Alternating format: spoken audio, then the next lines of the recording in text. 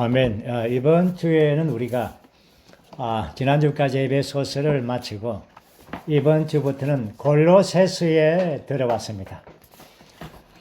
우리가 아는 것처럼 바울의 그 14서신은 이렇게 성경에 성령께서 기록하신 순서가 있고 또한 바울이 기록한 그 연대 순서가 있습니다. 우리는 지금 바울이 기록한 그 연대의 순서에 따라서 지금 추구하고 있습니다. 바울은 2차 사역 여행 중에 첫 번째 쓴 서신이 데살로니가 전후서 그리고 갈라디아서이죠. 그리고 3차 사역의 여행의 기간 동안에는 고린도전서와 후서 그리고 로마서를 썼습니다. 그리고 이제 바울은 감옥에 갇혀 있죠. 그 로마의 감옥에서 에베소서, 빌립보서, 골로새서, 빌레몬서 네 권의 서신을 쓰는데 그 순서는 에베소서 다음에 빌립보서가 아니라 골로새서입니다. 에베소서를 쓰고 곧 골로새서, 빌레몬서를 쓰고 그리고 마지막에 빌립보서를 썼습니다. 그 해가 AD 64년경입니다. 에베소서와 골로새서, 빌레몬서는 아시아에 있는 교회들이죠. 에베소의 교회를 쓰고 난 다음에 곧 그 옆에 골로새에 있는 교회에 편지를 쓰고 그리고 빌레몬서는 골로새에 있는 그 장로 빌레몬에게 개인적으로 쓴 서신이죠. 그리고 난 다음에 아마 빌립보서는 아시아에 있는 교회가 아닙니다. 빌립보서는 유럽에 있는 교회이죠. 이렇게 해서 네 권의 서신이 바울의 로마 감옥에서 쓰여졌습니다. 우리는 골로새서 이 책은 4장으로 되어 있는 짧은 책이지만 굉장히 아주 중요하고 이 성경의 심장부 가운데 있습니다. 우리가 알듯이 성경의 이 심장에 속하는 네 권의 책이 바로 갈라디아서, 에베소서, 빌립보서, 골로새서이죠.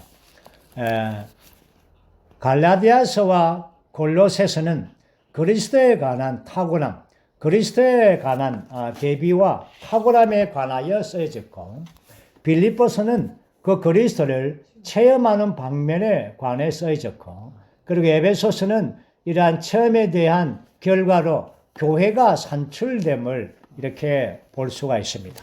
그렇기 때문에 이 비밀이 큽니다. 그것이 바로 그리스도와 교회이죠.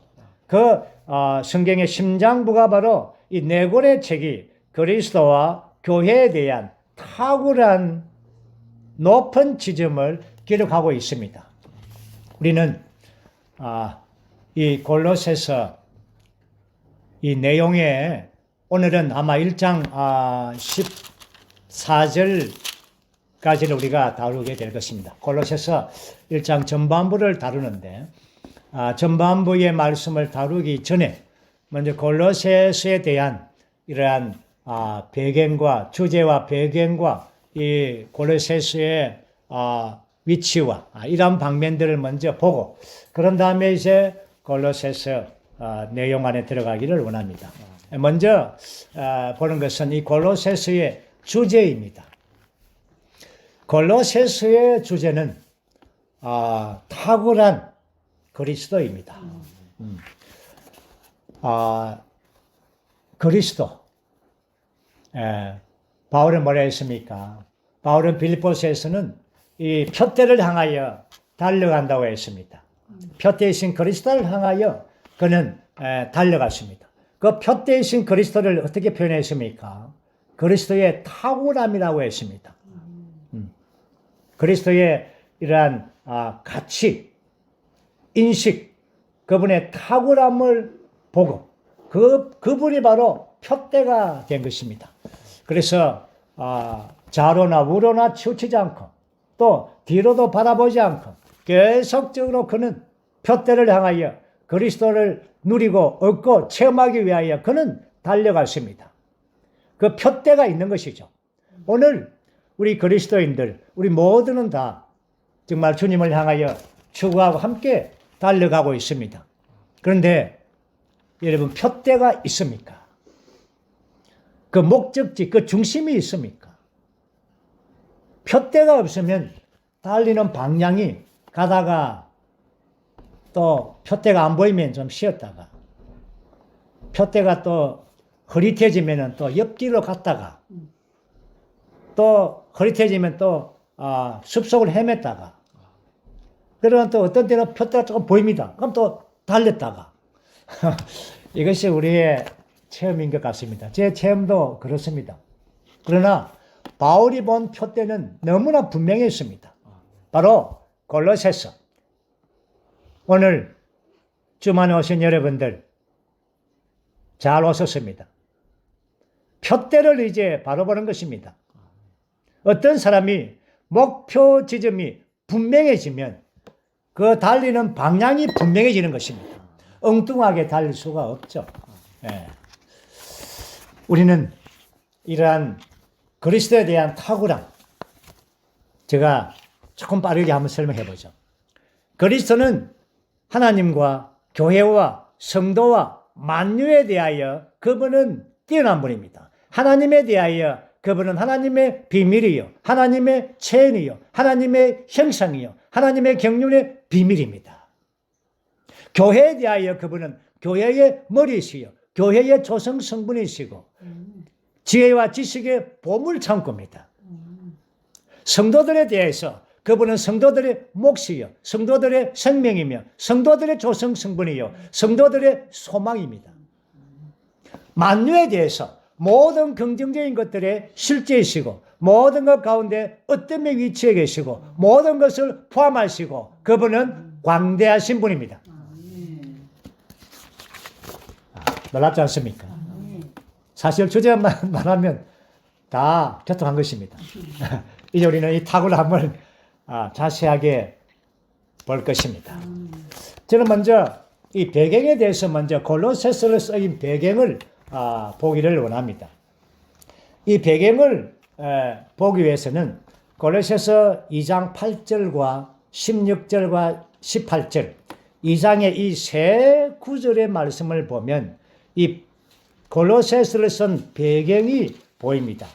2장 8절은 누가 철학과 헛된 속임수로 너희를 놀아갈까 주의하라. 이것은 사람의 유전과 세상의 초등학문을 쫓음이요 그리스도를 쫓음이 아니니라고 말합니다. 여기에서 이 배경이 뭡니까? 우리를 노락하는 네 가지 것이 소극적인 것이 있습니다. 철학과 헛된 속임수와 유전과 세상의 새 계획에는 전통이를 유전이야. 예, 전통. 사람의 전통과 아멘. 세상의 초보적인 교훈. 예. 자, 이러한 것들이 골로새의 교회 안에 스며든 배경입니다. 2장 16절에서는 그러므로 먹고 마시는 절기, 월삭이나 안식이 누구도 여러분들 편론하지 못하게 하라. 여기서 바울은 이 적극적인 것을 언급합니다. 먹고 마시는 것, 절기, 월삭, 안식일, 이러한 적극적인 것입니다. 이러한 것까지도 그리스도를 대치했다는 것입니다. 그 다음에 18절에서는 누구든지 일부러 겸손함과 천사 숭배함을 인하여 너의 상을 빼앗지 못하게 하라. 제가 그 본 것을 의지하여 그 육체의 생각을 쫓아 헛되이 과장하고라고 말합니다.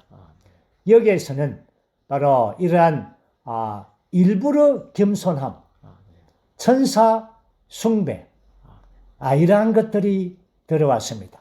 그뿐입니까? 또 신비주의, 그 당시 신비주의, 그노시스즘이 이러한 그 도시에 아주 가득했고 이것이 교회 안으로도 스며들어 왔다는 것입니다.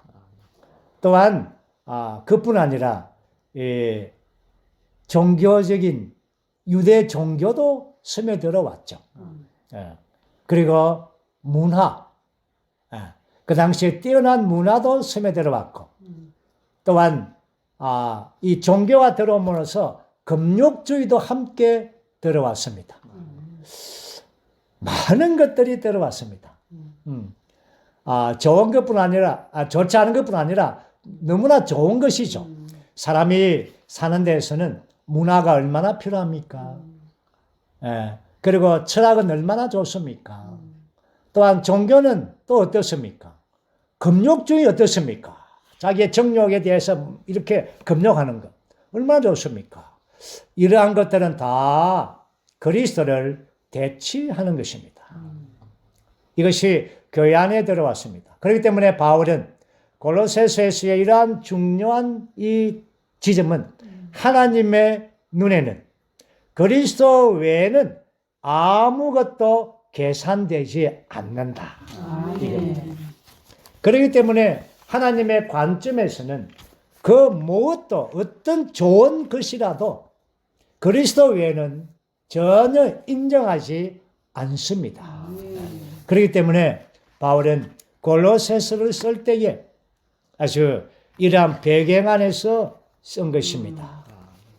그리고 우리가 이 그리스도에 대한 이 탁월함에 대한 가치를 보는 것은 너무나 중요한 것입니다. 그리스도를 아는 탁월한 지식, 그리스도의 온전한 지식, 이러한 단어를 바울은 빌립보서와 에베소서에서 이렇게 표현하고 있죠.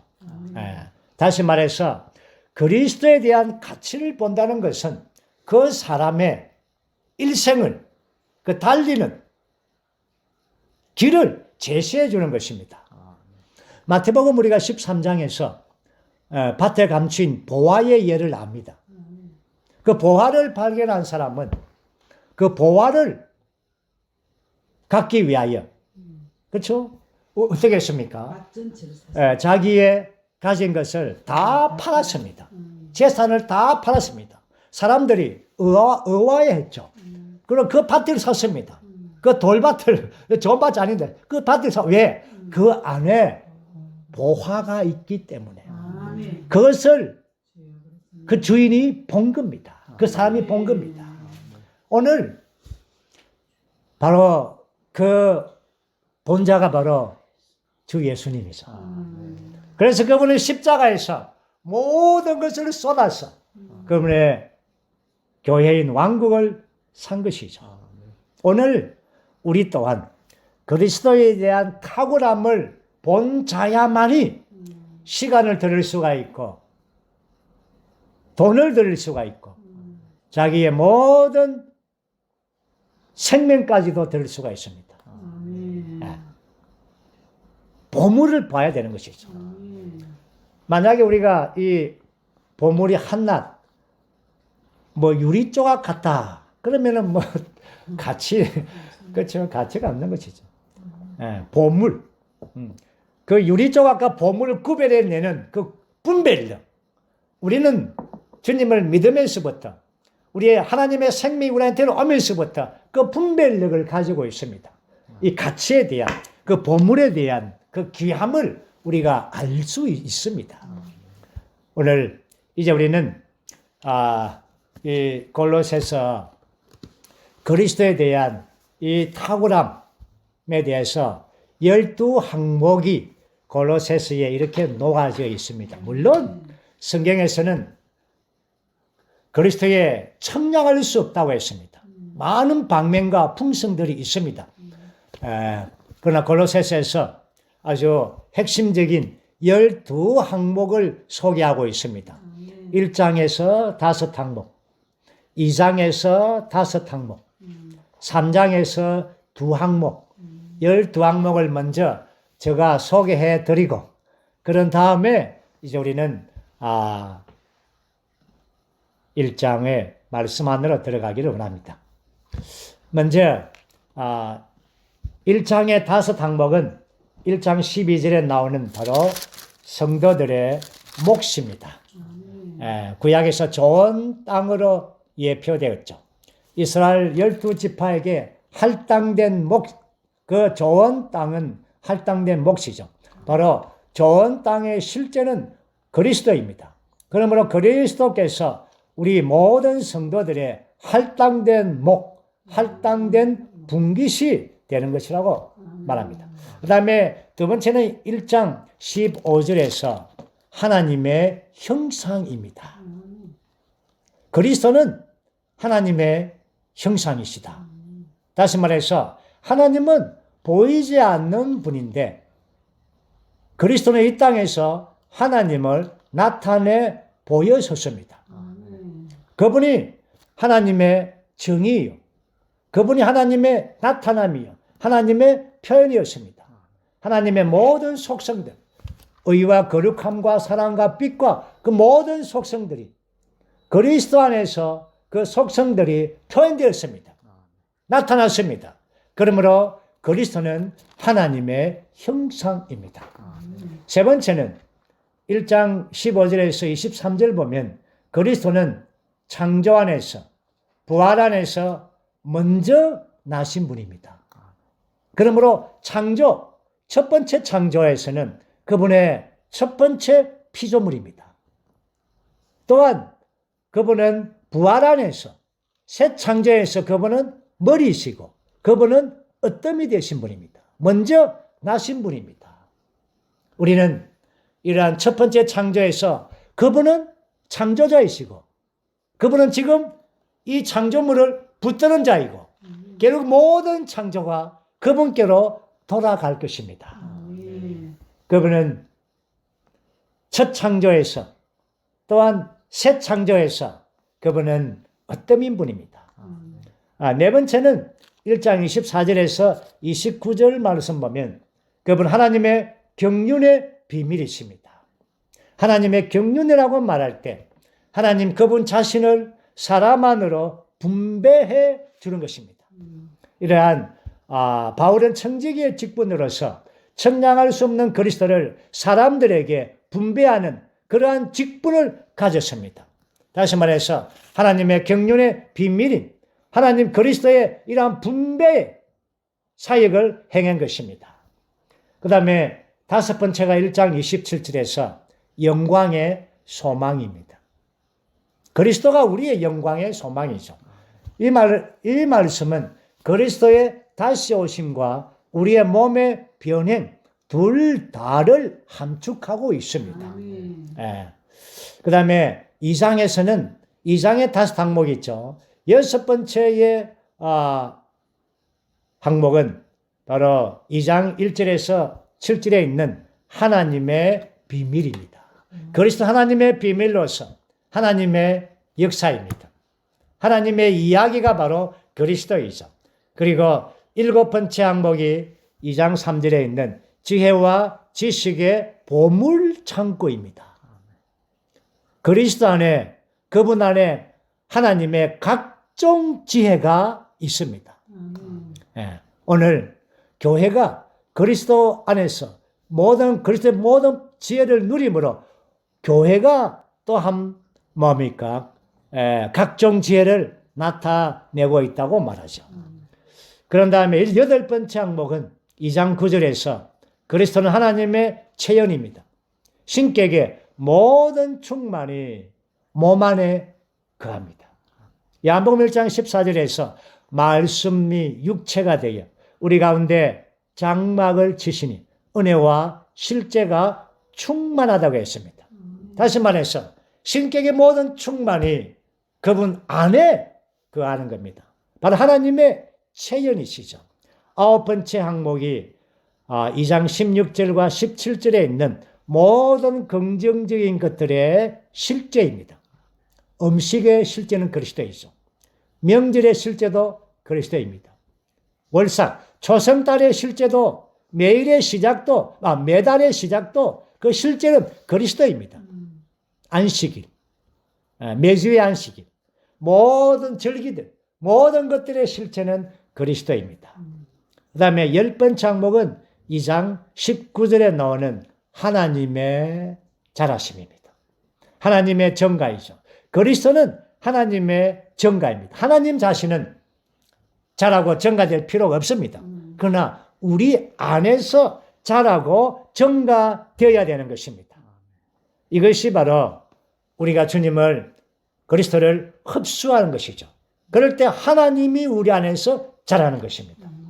이것이 이상의 5 항목을 했죠. 그 다음에 마지막 2 항목은 3장에 있습니다. 3장 4절에 있는 바로 그리스도는 성도들의 생명이시요. 그리스도가 우리의 생명이시다.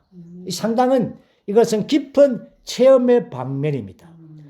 그리스도가 우리의 생명이시기 때문에 우리는 이 생명 안에서 살고 행할 수가 있는 것입니다. 예, 아주 주관적이죠. 예, 그리스도가 하나님 우리의 친구, 위로자, 이런 의미가 아니라 그리스도가 우리의 생명이다. 굉장히 그것은 깊은 것입니다.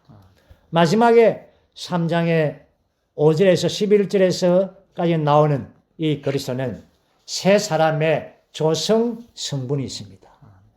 그리스도는 만유 있으며 만유 안에 계신다. 라고 할 때 이 만유가 무엇입니까? 모든 지체들이 그리스도이고 그리스도는 모든 지체들 안에 계십니다. 이것이 1장에서부터 3장까지 12의 그리스도의 항목을 다루고 있는 것입니다. 오늘 우리가 이러한 그리스도에 대한 방면들을 미리 우리가 맛보았습니다. 이제 우리는 말씀에 따라서 우리가 차분하게 들어가겠습니다. 먼저 1절과 2절을 함께 읽죠. 하나님의 뜻을 따라 그리스도 예수님의 사도가 된 바울과 그리고 형제 디모데는 골로새에 있는 성도들 곧 그리스도 안에 있는 신실한 형제들에게 편지합니다. 하나님 우리 아버지에게서 오는 은혜와 평안이 여러분에게 있기를 바랍니다. 아멘. 먼저 골로새 성도들에게 바울의 인사입니다. 항상 바울은 인사할 때에 골로새에 있는 성도들, 그리스도 안에 있는 신실한 형제들, 아주 얼마나 다정하고 그렇죠? 귀합니까? 골로새에 있는 이런 믿는 이들을 존중하고 있죠. 하나님 우리 아버지에게서 오는 은혜와 평강. 다시 한 번 더 말하지만 은혜와 평강은 함께 가는 것입니다. 우리가 하나님을 누리고 체험할 때 은혜이신 그분이 우리 안에서 증가될수록 우리는 평안을 갖게 되는 것입니다. 이제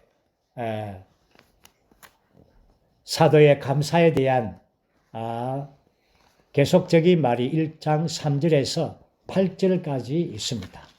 우리는 이 부분에 대해서는 다 읽지 않고 먼저 4절, 5절, 6절 이 세 구절을 읽겠습니다. 왜냐하면 그리스도 예수님 안에 있는 여러분의 믿음과 모든 성도에 대한 여러분의 사랑을 우리가 들었기 때문입니다. 그러한 믿음과 사랑은 여러분을 위하여 하늘들에 쌓이고 있는 소망에서 비롯된 것입니다. 이 소망은 여러분이 전에 복음 진리의 말씀에서 들은 것입니다. 이 복음이 여러분에게 이르렀을 때에 여러분이 듣고 진리 안에서 하나님의 은혜를 깨달았습니다. 그날부터 이 복음이 여러분 안에서 열매를 맺으며 자라고 있고 또한 온 세상에서도 열매를 맺으며 자라고 있습니다. 아멘. 여기 4절, 5절, 6절은 상당히 아주 귀한 이러한 진리의 항목이 게시되어 있습니다. 첫 번째 우리가 보는 것은 먼저 믿음과 사랑이 나오죠. 그런데 이 믿음과 사랑을 언급할 때 여러분의 믿음, 여러분의 사랑, 그리고 소망을 언급할 때 여러분을 위한 소망, 믿음과 사랑과 소망을 이렇게 언급할 때 상당히 이 주관적이고 체험적인 방면입니다. 이제 골로새 성도들은 이러한 객관적인 믿음의 어떠한 방면에서보다 이제 주관적인 믿음을 체험하는 것이죠. 예. 그래서 우리가 아는 것처럼 믿음은 그리스도 안에 있는 모든 객관적인 모든 믿음의 방면들을 실질화시키는 능력이죠. 이것이 바로 우리 안에 있는 체험적이고 주관적인 믿음인 것입니다. 골로새 성도들은 이러한 주관적인 믿음을 가지고 있었습니다. 또한 사랑은 그들이 그리스도께 받은 것들, 믿음을 통하여 받은 것들을 이렇게 체험하고 누리는 것입니다. 또한 소망은 우리가 아는 것처럼 주님의 다시 오심을 기대하는 것이고 우리 안에 있는 그 그리스도께서 영광 안에 나타날 때 함께 영광 안에 나타나는 것을 기다리는 소망이죠. 우리 그리스도인의 생활에 골격은 믿음과 사랑과 소망입니다. 고린도전서에서 이 중에 제일은 무엇입니까? 사랑, 골로새서 이 중에 제일은 무엇입니까? 소망. 소망입니다. 골로새서에서는 믿음과 사랑과 소망을 언급하면서 그 중에 제일은 소망입니다 라고 말하지 않았지만 그러나 이 문맥에 의하면 소망이 최고입니다. 왜냐하면 5절에서 여러분을 위하여 하늘들에 쌓아둔 소망, 신개역에서 뭐라 했습니까? 하늘들에 쌓이고 있는 소망. 신해복역에서는 하늘에 쌓이고 있는이라고 썼습니다. 아주 정확한 표현입니다. 하늘에 쌓아둔 소망, 하늘에 쌓이고 있는 소망. 이것은 바로 현재 진행형이죠. 우리의 소망은 주님의 다시 오심입니다. 그런데 여기에 주관적이고 체험적인 우리의 소망은 우리 안에서 이러한 주님이 우리 안에서 쌓이고 있는 것입니다. 이것이 에베소서 3장 말씀에 의하면 그리스도께서 우리의 믿음 안에서 그분이 계속 우리의 마음 안에서 거처를 정하시고 있는 것입니다. 이것이 뭡니까? 그리스도께서 우리 안에서 쌓이고 있는 것입니다. 이것이 소망이죠. 골로새서는 소망을 귀하게 여깁니다. 여러분 안에 있는 그리스도, 그것이 뭡니까? 영광의 소망이니. 다시 말해서 우리가 교회 생활 안에서 우리를 주님을 얻고 체험하고 누리고 이것이 뭡니까? 계속적으로 우리 안에 우리의 마음 안에 이렇게 쌓이고 있다는 것입니다. 쌓이고 있다는 것은 저축되고 있다는 것입니다. 저축되어서 어느 날 주님이 오실 때 이러한 쌓여있던 그 그리스도가 주님은 객관적으로 밖에서부터 하늘에서 오시고 주관적인 우리 안에서부터 쌓여진 이 그리스도가 나타나는 것입니다. 그리스도가 하늘에서 옵니까? 우리 안에서 나옵니까? 우리 안에서. 두 개 다. 둘 다.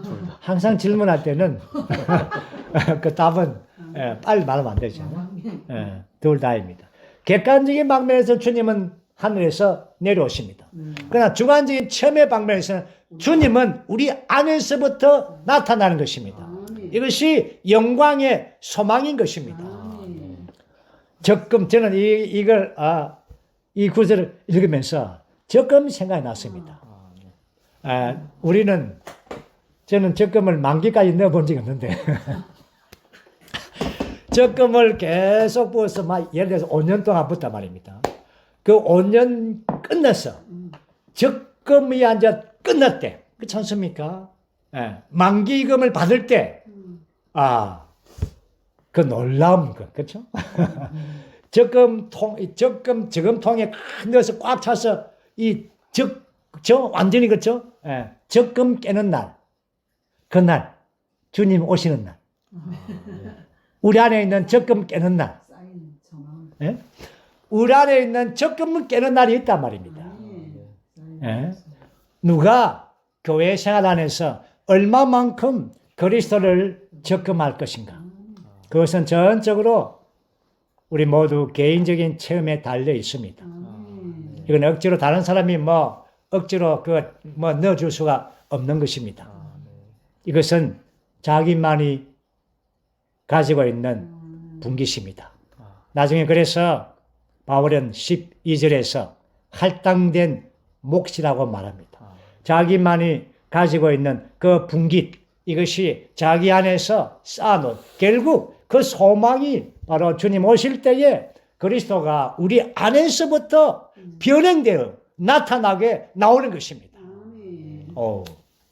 그리고 이제 두 번째 보는 것은 5절의 후반부에 보면 복음 진리의 말씀에서 이 소망은 이 그리스도를 계속 쌓아둘 수 있는 그 소망이 되는 길이 무언가?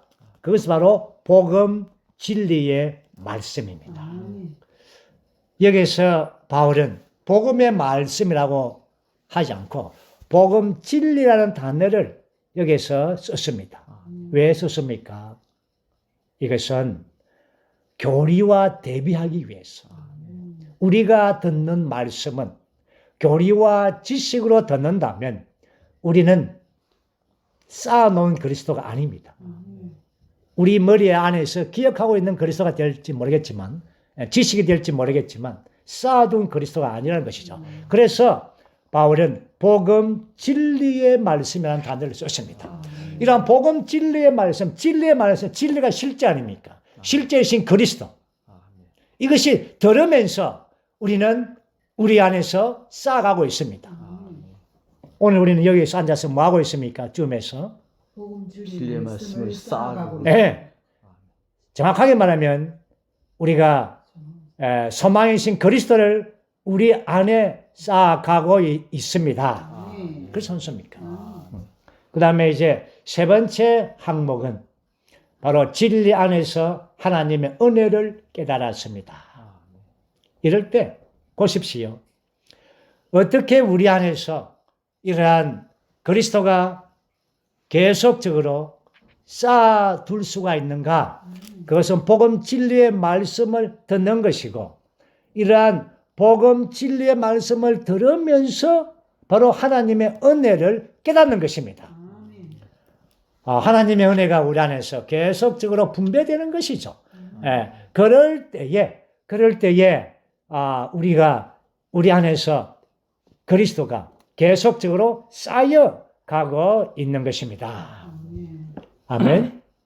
이 세 항목을 우리는 기억하고 누려야 됩니다. 첫 번째는 믿음과 사랑과 소망. 그 중에 제일은 하늘에 쌓아둔 소망입니다.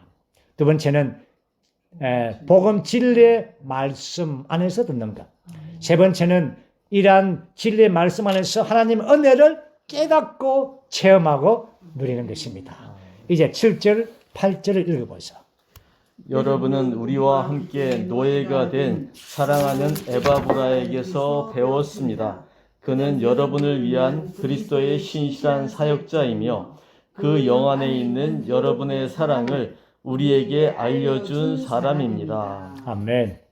에바브라에게서 신실한 사역자. 그리고는 이제 좀 더 깊이 있게 이제 들어가죠. 이제부터는 그리스도에 대한 탁월함에 대한 12항목의 계시들을 이제 한 항목씩 바울은 지금 계시하고 있습니다. 왜 계시합니까? 이 그리스도에 대한 계시를 보고 체험하고 누리면서 이 그리스도가 여러분 안에 주관적으로 안에서 쌓아가고 있는 소망이 되게 하는 것입니다. 아멘. 그래서 사실 12항목의 그리스도의 탁월한 모든 것을 제시하는 것은 오늘 여기에 있는 바로 1장 5절에 있는 하늘에 쌓아두고 있는 소망, 이것에 건강합니다. 쌓아둘 수 있도록 실제적으로 우리의 마음 안에서 쌓아둘 수 있도록 12항목을 계속적으로 바울은 제시해 주고 있는 것입니다. 자, 이제 9절과 10절과 11절 세 항목을 우리가 세 줄 9절 읽어보죠. 그러므로 우리도 우리도 그 소식을 들은 날부터 여러분을 위하여 끊임없이 기도하며 구하고 있습니다. 우리는 여러분이 모든 영적인 지혜와 총명으로 하나님의 뜻을 온전히 알기를 바라며 또 여러분이 주님께 합당하게 행하여 모든 일에서 그분을 기쁘시게 하고 모든 선한 일에서 열매를 맺으며 하나님을 온전히 알므로써 자라기를 바랍니다. 또한 우리는 여러분이 그분의 영광의 권능에 따라 모든 능력으로 강하게 되어 기쁨으로 모든 인내와 오래 참음에 이르기를 바라며. 아멘.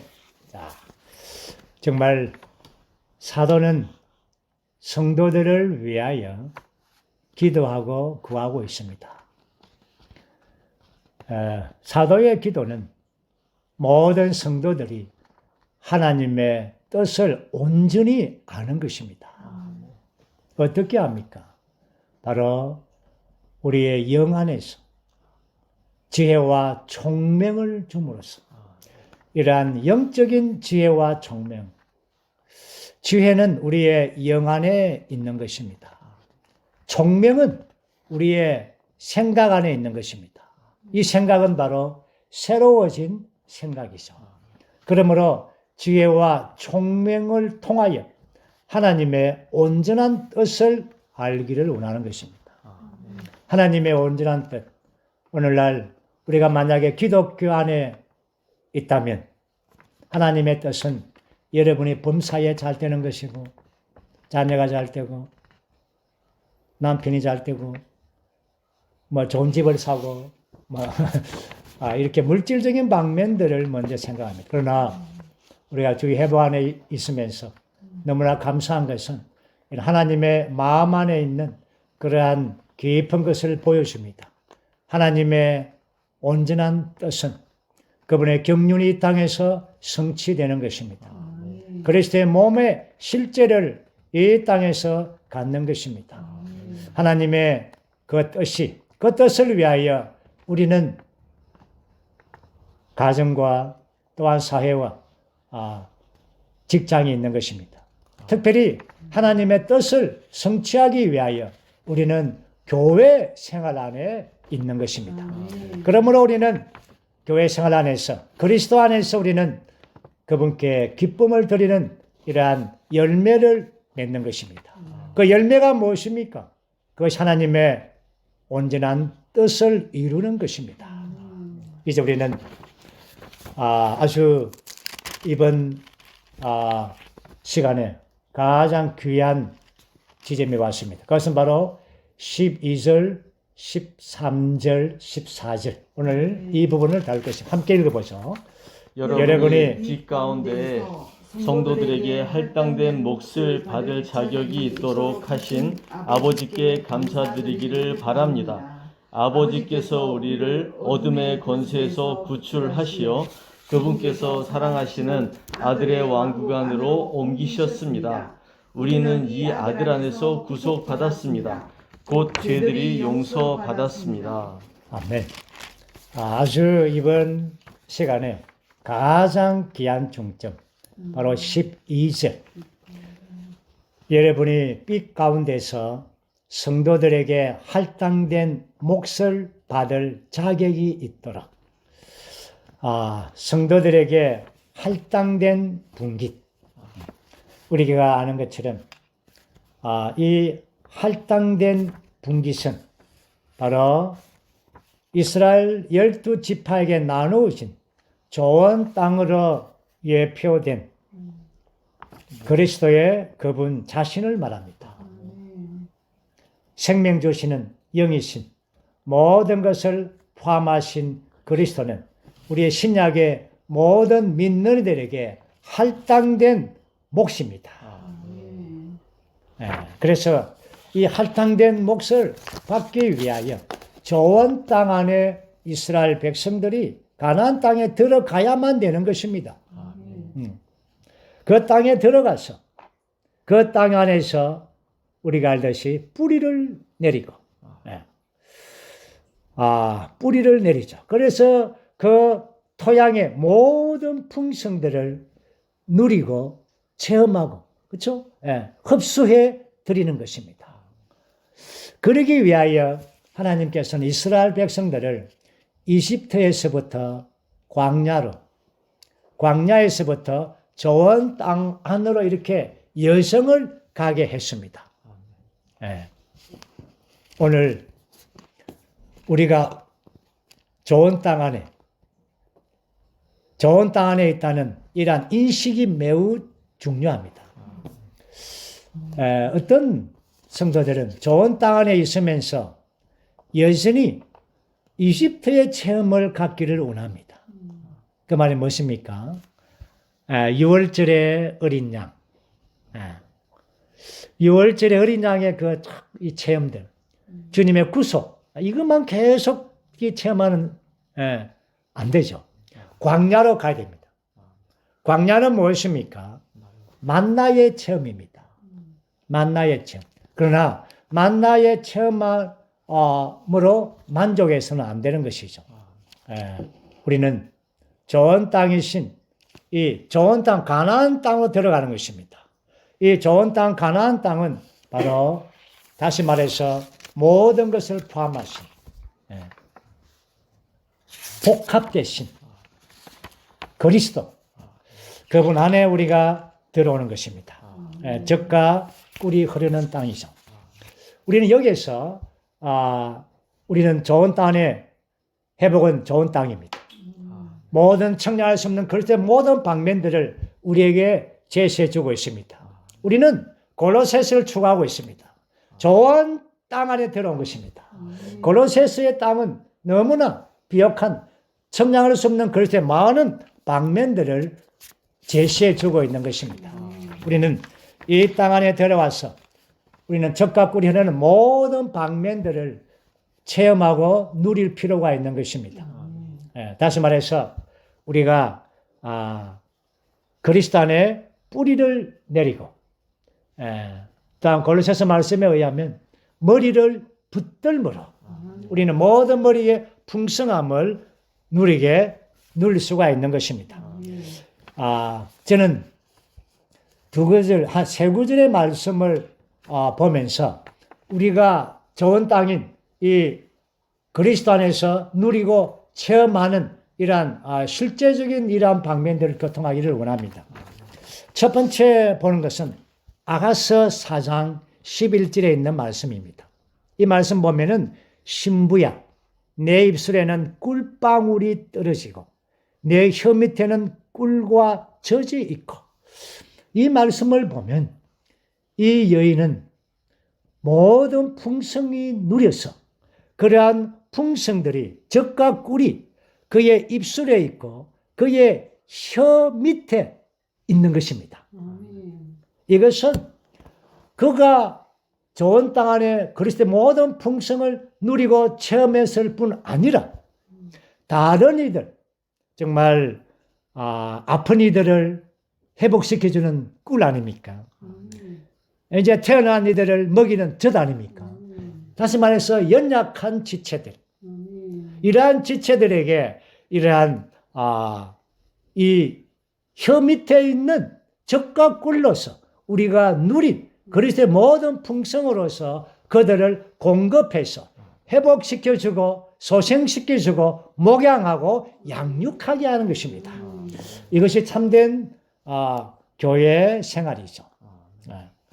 저는 두 번째 말씀은 잠언 31장 14, 15절 말씀 보면 이 현숙한 여인이 상고의 배와 같이 먼 곳에서 양식을 가져온다라는 표현이 있습니다.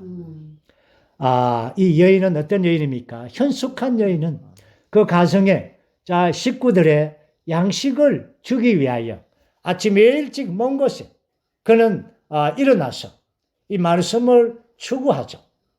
그래서 양식을 추구해서 아침 부흥을 통하여 그러한 집안의 식구들에게 양식을 공급하는 것입니다. 이것이 좋은 땅 안에서의 아름다운 생활이죠. 왜냐하면 좋은 땅 안에서는 그리스도의 많은 풍성들이 아주 가득합니다. 그래서 일찍이 그것들을 추구하고 그것들을 흡수하고 그것들을 얻음으로 이것은 오늘 제가 교통하는 이 내용 세 항목은 자기만을 위한 것이 아니라 교회를 위해서 다른 지체들을 위해서 이렇게 좋은 땅 안에서 경작하는 것입니다. 자기만을 먹는 것이 아니죠. 지체들 위하여 교회를 위하여 그렇게 됨으로써 교회가 하나님의 목적인 교회가 자라고 성숙되고 건축되게 하는 것입니다. 세 번째 항목은 바로 마태복음 24장 45절. 우리가 잘 아는 말씀이죠. 신실하고 현명한 노예가 되어서 주인이 맡긴 집안 식구들에게 제때에 양식을 나누어주는 사람. 이 좋은 땅 안에서 우리가 경작하고 추구해서 누린 그리스도를 제때라는 것은 지체들을 만나는 때이죠. 집회의 때이죠. 그것이 대집회이든 또한 소집회이든 가정집회이든 또한 지체들을 만나는 이런 활력그룹이든 제때가 있습니다. 많은 제때가 있으면 좋죠. 그럴 때에 우리가 경작한 이 그리스도를 함께 나누는 이러한 생활, 이것이 바로 좋은 땅을 우리의 몫이신 할당된 몫이신 그리스도를 누리고 또 여러분 하나의 비결은 바로 우리가 누린 그리스도를 다른 이들에게 나눠줄 때 그때 우리도 함께 누립니다. 참 기묘하죠. 이것이 우리의 할당된 몫입니다. 많이 나누어 줄수록 많은 몫을 받을 것입니다. 많은 몫을 받을수록 많은 것들을 다른 지체들에게 나누어 줄 수 있을 것입니다. 아멘. 할당된 몫. 다시 말해서 우리가 할당된 몫이 많아지기 원합니다.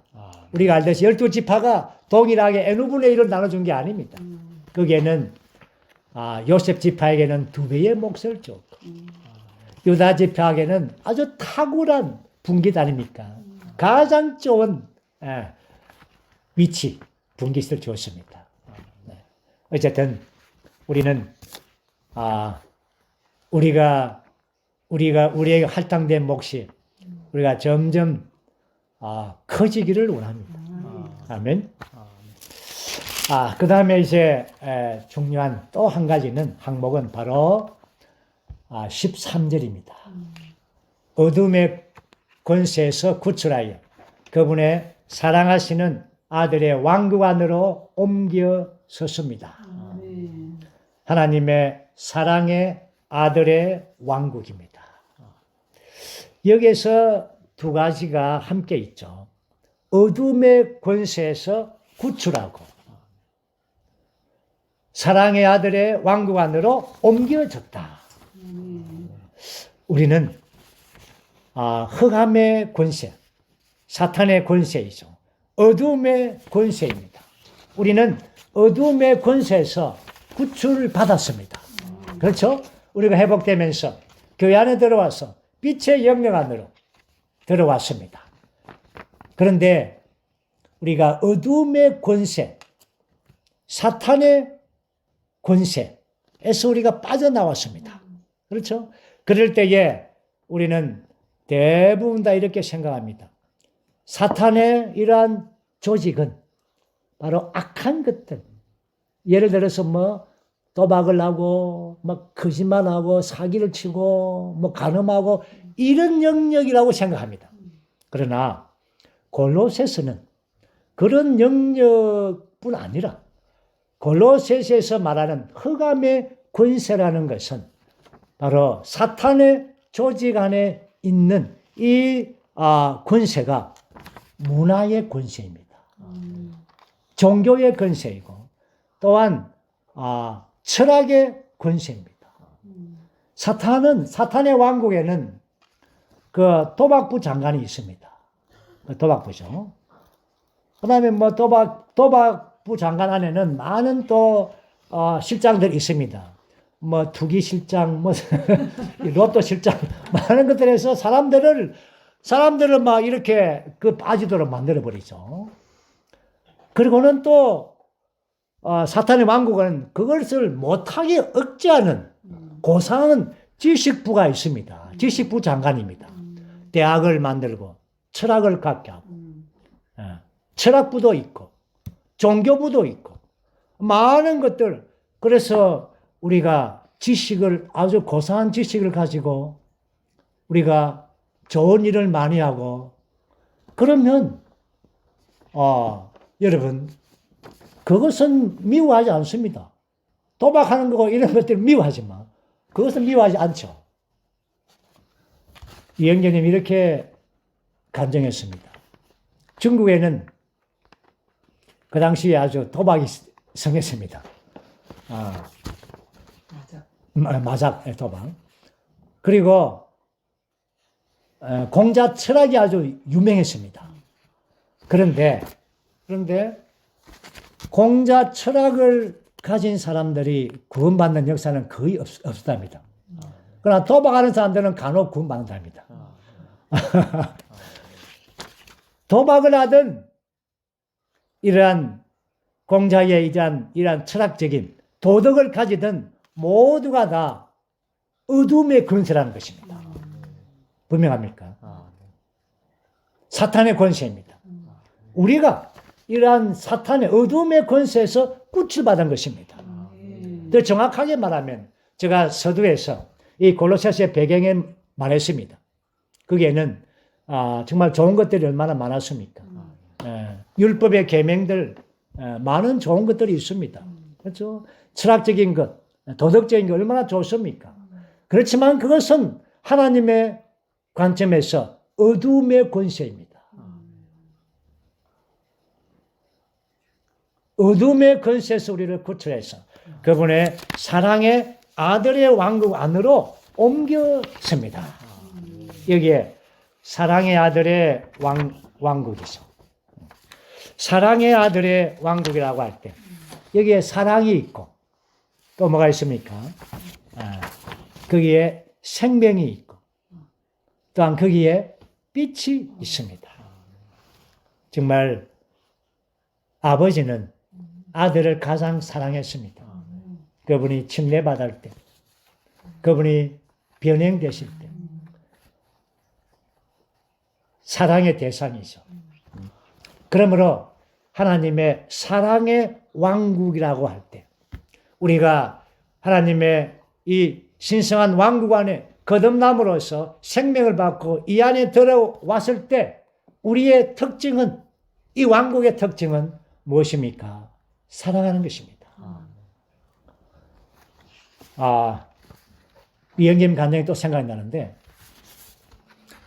물론 이영재님은 천연적으로 중국인이죠. 중국인들은 일본 사람들을 싫어하죠. 왜냐하면 일본이 중국에 대해서 아주 그 당시에 만행을 많이 저질렀죠. 그런데 어느 날 초대받았는데 구원받은 민노이들 집안에 일본인들이 그 모임에 초대받았답니다. 그럴 때에 그 일본인들 모임 집회에 참석할 때에 형제님의 마음 안에서 사랑이 막 솟았다는 겁니다. 천년적인 생명 안에서는 일본에 대해서 좋은 느낌이 없었지만 미워했지만 그러나 지체들을 만날 때 일본인 형제들을 만날 때 안에서부터 사랑이 넘쳤다고 간증했습니다. 이것이 뭡니까? 하나님의 왕국 아닙니까? 하나님의 왕국은 일본도 없으며 중국도 없으며 한국도 없습니다. 여기는 모두가 다 새 사람으로서 사랑이 가득한 것입니다. 사랑의 아들의 왕국입니다. 하나님이 사랑하는 아들입니다. 두 번째는 아들이라고 말할 때 이것은 생명입니다. 아버지는 근원이시죠. 생명의 근원 아닙니까? 아들은 아들의 의미는 뭡니까? 아버지의 생명을 받은 것입니다. 그러므로 생명의 그 권한이 있신 그 아버지의 생명을 받은 우리 모두는 다 생명을 받은 자들입니다. 그러므로 여기에는 생명의 왕국이죠. 이 생명은 자라고 발전되어서 우리가 다 생명 안에서 자라는 것입니다. 어디에서? 그분의 왕국 안에서. 그리고 세 번째 중요한 것은 우리 아들의 왕국 안에는 바로 유쾌함이 있습니다. 기쁨이 있습니다. 하나님의 왕국은 먹고 마시는 것이 아니죠. 의와 화평과 성령 안에 있는 기쁨입니다. 그러므로 우리는 하나님의 왕국의 가장 큰 특징은 기쁜 것입니다. 만약에 우리가 교회 집회로 모이고 지체들이 모일 때 슬픈, 그쵸? 정말 딱딱하고 슬프고 그거 아니죠. 교회는 하나님의 왕국은 기쁨입니다. 어떤 지체가 교통하기를 시장에 갔는데 저 앞에 가는 지체가 많이 본 지체입니다. 그런데 뒷모습만 봐도 뭔가 안에서 기쁨이 있었습니다. 그건 정말 왕국이죠. 우리가 왕국의 지체들, 저 왕국 백성들 아닙니까? 그 만나면 사랑이 있고, 왜? 생명이 같은 생명이니까. 또한 기쁨이 있습니다. 즐거움이 있습니다. 왜? 유쾌하니까. 유쾌한 것입니다. 하나님은 그분의 아들 안에서 기뻐하고 유쾌합니다. 우리가 아버지가 유쾌할 때, 기뻐할 때, 우리 또한 유쾌하고 기뻐해야 되는 것입니다. 이것이 오늘 이 두 번째, 그분의 사랑의 아들 왕국 안으로 옮겨진 것입니다.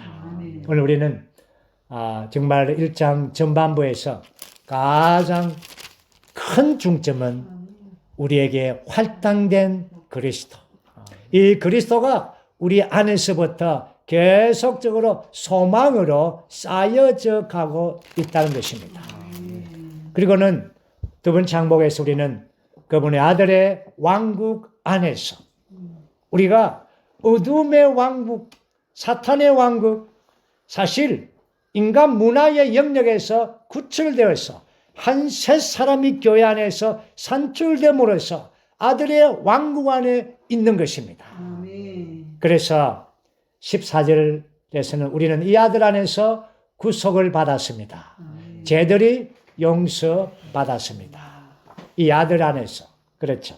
이것은 우리 안에서 소극적인 방면에 처리된 것은 보너스입니다. 그것뿐 아니라 가장 귀중한 것은 생명과 사랑과 빛의 영역 안에서. 그리고 한 가지 더 추가한다면 이 하나님의 왕국 안에서 그분의 권위가 있는 것입니다. 그분의 보좌의 다스림이 우리 안에 있다는 것입니다. 어떻게 합니까? 우리가 그분을 사랑하면 사랑할수록 우리는 그분의 다스림에 기꺼이 순종하는 것입니다. 이것이 하나님의 왕국입니다.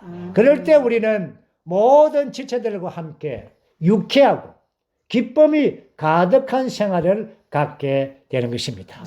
우리는 골로새서 1장 전반부를 이제 우리는 마치고 앞으로 골로새서의 광대한 그리스도의 방면들을 볼 것입니다. 다음 시간에 뵙기를 원합니다. 아멘.